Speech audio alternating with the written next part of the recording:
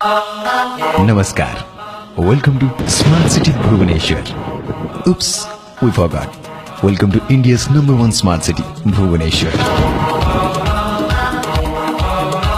ये शहर इतना स्मार्ट बन गया है कि यहाँ पे कार भी बोट की तरह तैरने लगे हैं। इन भुवनेश्वर वाले अब क्या कहें, they are literally swimming on the road. यकीन नहीं है, खुद ही देख लीजिए।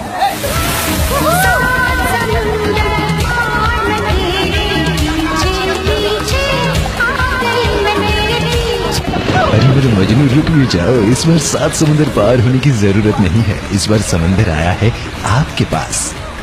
अब इसको आप सरकार की साधारण जन धन स्विमिंग पूल योजना ही मान लीजिए। एंड हमारा इस छोटा सा वीडियो चलते चलते कुछ कमेंट्री भी सुन लेते हैं भाई साहब का, जो कि है हमारे भुवनेश्वर के Chand Nawab. Hello everyone, I am reporter Chand Nawab reporting live from this beautiful site in my country.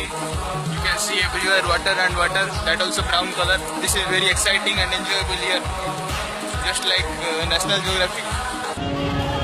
तो बस थोड़ा सा ही दिखाते हैं। हालांकि मुंबई एंड बैंगलोर जैसे बड़े मेट्रो शहरों की भी हालत यही है, तो भला हमारा शहर पीछे क्यों रहे।